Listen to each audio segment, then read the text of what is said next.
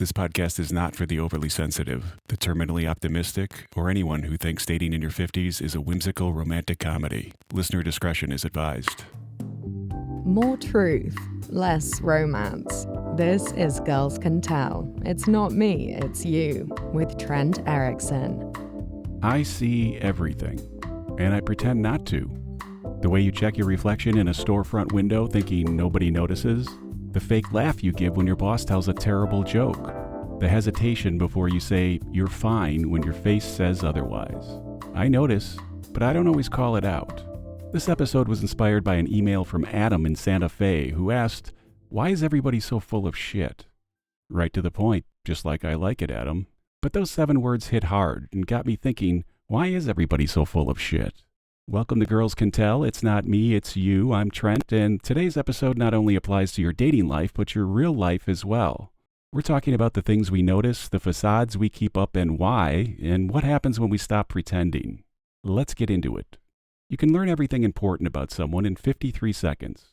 Not in their words, they're too easy to fake, but in the small things. The way someone's shoulders are tense when they nod too eagerly in a meeting, desperate to please. Or the way they avoid eye contact when talking about how great their weekend was.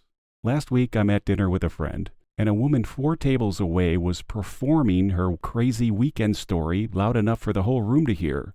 Her eyes darted between her date and the strangers around her, begging for attention. But her hands were scratching at the tablecloth nonstop, and that's what told the real story. She wasn't confident, just desperate to be seen. I didn't say anything. Calling it out would have made me look like an asshole. But I saw it, and it stuck with me. You don't start out noticing these things. It's not a gift as much as it's a reflex, built out of necessity. Growing up as the youngest, I learned to read the room pretty fast.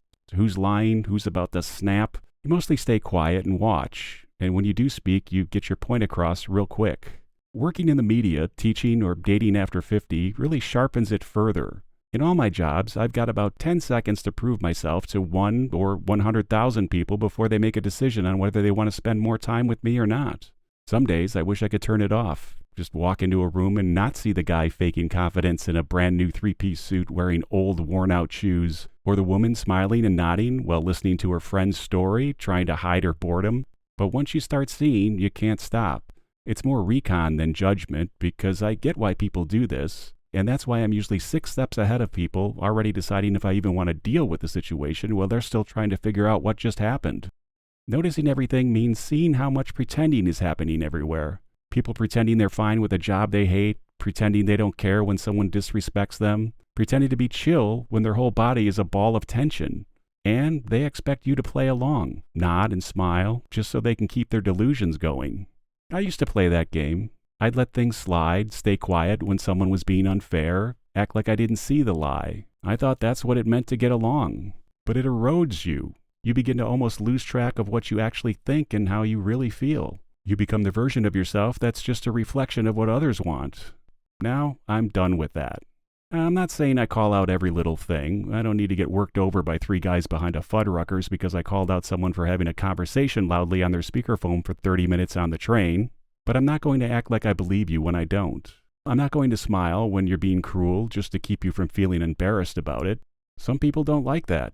They say I'm too intense or direct, but what they mean is I'm not making it easy for them to keep their phony narrative going. And I'm okay with that. If it means fewer invites to your drunk Uncle Donnie's 72nd birthday bash, cool. I probably wasn't coming anyway. Sorry, Donnie.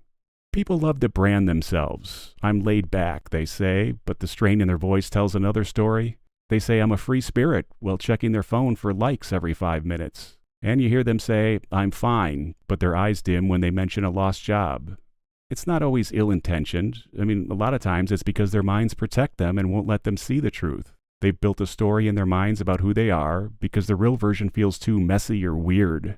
But if you say, you're smart 3 times in one conversation, you're not smart.